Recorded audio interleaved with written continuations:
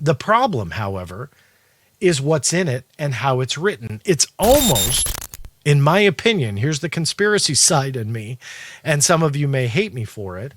It's almost like it's written to fail. And one of the things that I brought up the first time that this appeared was the eminent domain part. And it reads like this: exercise of eminent domain. The federal government shall exercise eminent domain over any and all recovered technologies of unknown origin and biological evidence of non-human intelligence that may be controlled by private persons or entities in the interests of the public good. That's key there. Private persons or entities. That's not just the Lockheed Martins of the world. That's the Brandon Fugels of the world. Those are people that are maybe spending their own money to finance their own projects that may make an astronomical discovery of some kind, and the government can just come in and take it. That they can go in and shield it from the rest of the public because it's in the public good. Well, what if the public good is absolutely keeping it secret? Because we know that a lot of the UAP related issues, they believe that the public should be in the dark. I personally do not believe that it's legally justified in many cases. In some, I hate to say it, it is. Kill me. Shoot me. Shoot the messenger. But I've dealt with a lot of government secrets, and I've dealt with legal issues for a long time when it comes to this. And there are some secrets that need to be kept. Sorry, there just are. However, when it comes to UAP issues, that's a different ballgame. There are certain things that absolutely, justifiably, should remain secret. Others should not. But in their eyes, in the public good, right, for the public benefit, they're going to keep it a secret because you are the national security risk. Goes right back to the 1952 Robertson panel report that the real national security threat behind the UAP UFO topic was the general public itself. And the harm that you guys can do by asking the questions, ringing the phones, making a stink out of the secrecy, the cover-up. That is a national security risk and has been for decades. Don't take my word for it. It's in black and white, and it goes back to the 1950s. So it's very interesting when you see this because in the greater good, the public good, they think it's better for you to be in the dark. So this paves the way for them to go to the private industry and the private people and say, hey, we're going to take this. Why? Because it's your or the public's best interest. That's what this language says. You don't need to take my word for it.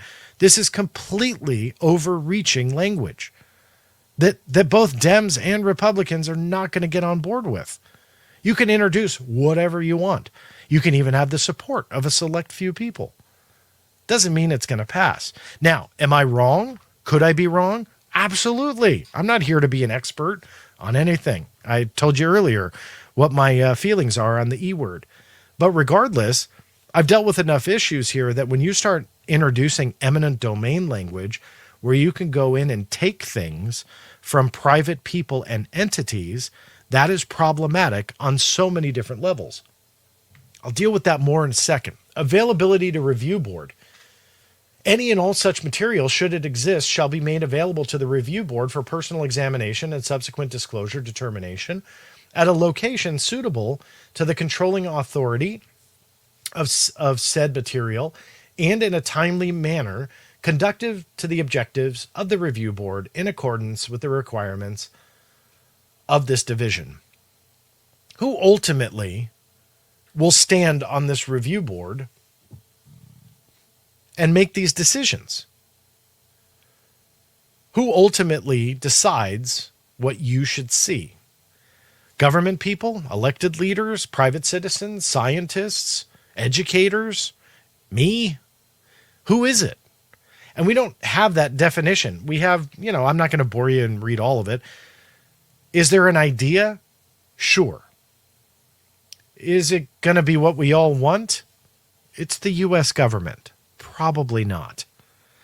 So the problem here is then you have a select group of people that you didn't elect that were chosen by somebody that, well, we're not really sure who, to make these decisions about the public good. And we know just by history that the public good is to be left in the dark, at least according to them. So here's that quick review on the eminent domain and the language on how it's written here. Ideally, you want it to be the Lockheed Martins of the world, those that have had some kind of secret technology that we captured from aliens from 1960 and it made its way to Lockheed Martin. And ideally, you want them to go knock on the door of Lockheed Martin and say, because of this legislation that passed, give us the alien tech and we're going to show the world. We're going to change humanity. That's, the dream anyway. The reality is we know that secrecy has prevailed. I have fought to get the U.S. Army testing results from the To the Stars Academy CRADA, the agreement that took UAP alleged material from the private industry. They made a deal with the U.S. military to test, share the results, and hopefully it'll be beneficial. The problem with all of that is that even with a public announcement, a public deal with a private entity, it's still near impossible to get everything.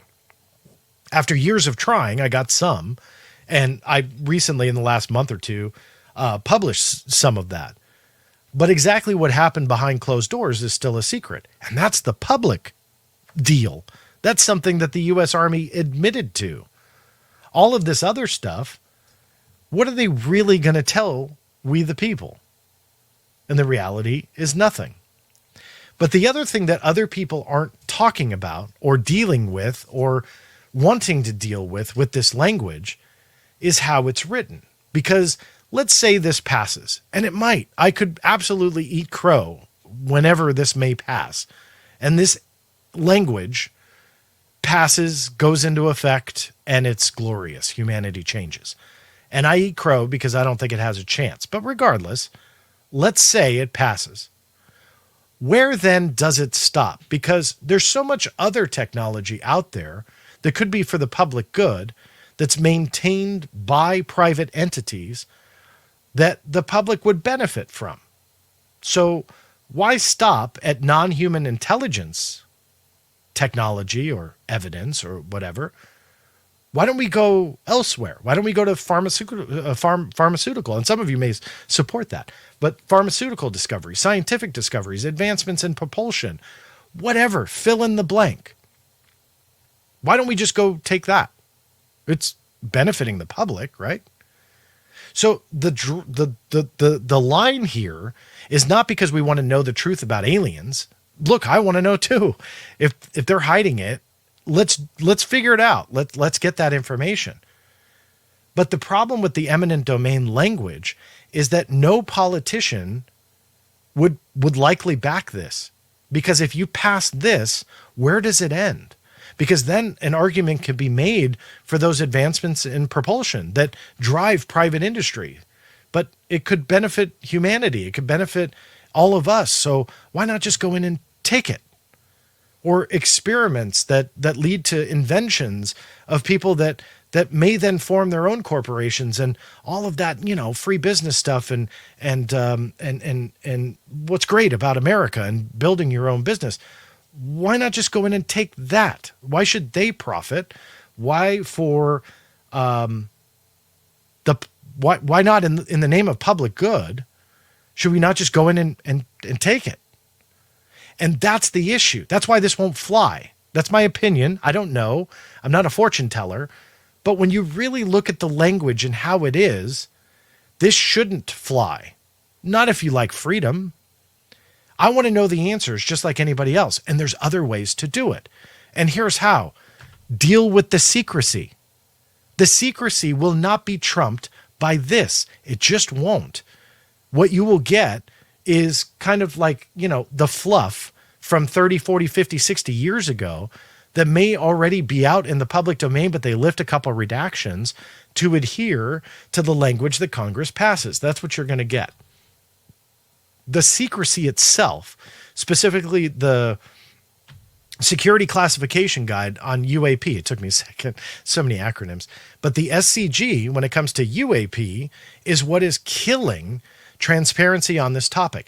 Nothing, not even in the eminent domain stuff. So let's get beyond that. In the UAP Disclosure Act, trumps that. Nothing. Ask an attorney. Don't take my word for it. But nothing will circumvent the secrecy layers that are on there. That is coming from me, who has dealt with it for years and only have seen it worsen, not get better. That is a huge problem.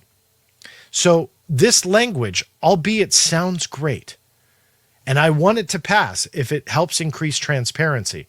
Sorry, I don't agree with the eminent domain stuff. So you're not going to get me to endorse that because of the reasons I just said. I want more transparency on if there's NHI stuff, but not in this language. I agree with our freedoms and I'd like to maintain them. But that being said, there's a lot of issues with this. So if it passes, great. I'll eat crow. I'll admit I'm wrong. But if it doesn't, it's, in my opinion, already written to fail. And that's the problem. But hey, exciting it got reintroduced. I hope that certain conversations take place on Capitol Hill, and I hope it gets publicity because that only helps a very important topic that should be talked about more. But until then, they need to write these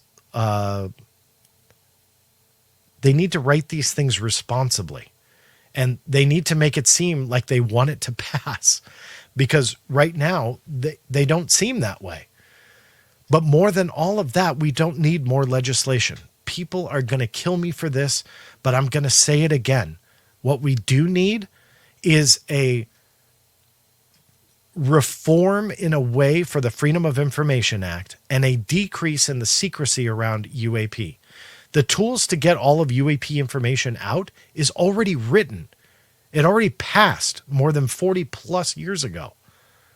It's already there. It's called the Freedom of Information Act. It's not broken, as some people want to lie to you and say.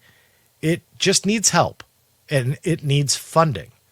But on top of that, it has limitations for a reason, and those limitations are the secrecy. If you pump money into the FOIA and reform it where it needs reformation, and then you deal with the overreaching secrecy layers like the UAP Security Classification Guide, you will get what this UAP Disclosure Act is trying to accomplish. I truly believe that. 100%. So mandating what it is in this language sounds great. And so many people flip out. Oh, they're using NHI language. So this means not only it's true, but we're going to get disclosure. Nope, it doesn't across the board. What you have to deal with is the secrecy, because this doesn't trump it. And for the public good, if it is better to keep you in the dark, they will. And the secrecy layers are already written. You didn't vote on them. You didn't vote for the people who wrote it. It was all done behind closed doors. The Security Classification Guide is a prime example of that. If you do not change that, the UAP Disclosure Act does nothing. And you, again, don't take my word for it. Go pay a lawyer to have them look at the language in the UAP Disclosure Act, and then have them look at the code in the Freedom of Information Act, namely Exemption B3, and then the Security Classification Guide and everything that works against you from knowing the truth. This does not trump it at all. It does not. I don't care what people say. If I'm wrong, I'll eat crow. Until then,